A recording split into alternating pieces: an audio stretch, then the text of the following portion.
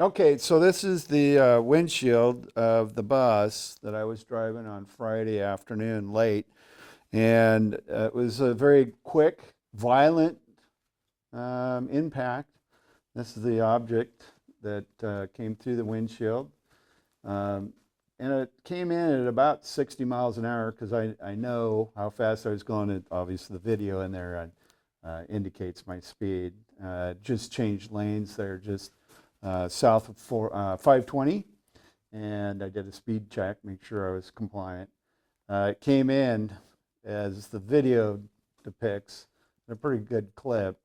It came in, as you can see, it's on the left side of the bus there on the windshield, and it hit me on the right side, about right here. Then it dropped into my lap, and so I kind of had an idea what just transpired here. There's a hole in the window. I'm hurting, and it's in my lap.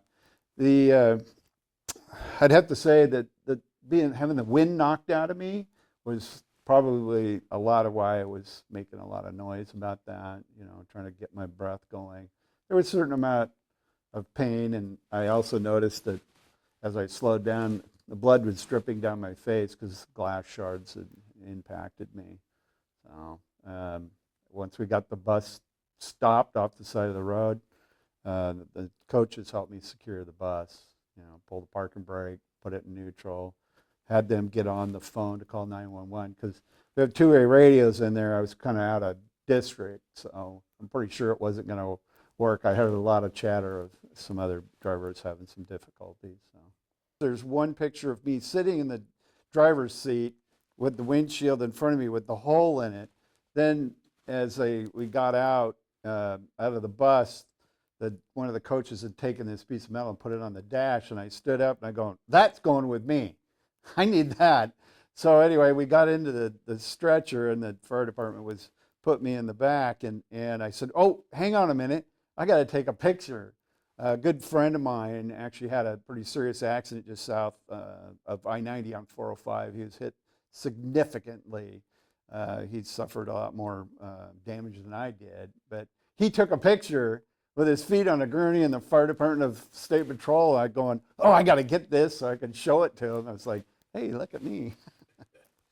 The thing happened on Friday. I think I'm trying to remember, Saturday or Sunday, being that the Super Bowl weekend. I thought it'd be kind of fun. I texted my dispatcher that I normally communicate, Melanie, and I said, put me in, coach. Are you sure? So, yeah, I'm doing great. If I had any reservations about my abilities, I certainly would have not done that because it's the primary directive, transport kids in a safe manner, and I didn't want to violate that. So I just certainly have a bruise and a pretty good hematoma, but they checked me out, nothing broken, so it's all good. So I started with North Shore August 2016, sorry. I retired from 34 years in the computer industry, and at 56, it's kind of early, and I thought, I need something to do, and this is great. I'm what I call a permanent substitute school bus driver. I'm not permanent, so I go all over the district, wherever they need me, when they need me. The upside for me personally is I don't have to ask permission for a day off. I just tell them I'm not available, and they're really okay with that. The staff here reached out constantly to me, make sure I was okay, I need anything. My manager, Sabrina, she was on the phone, making sure I'm okay.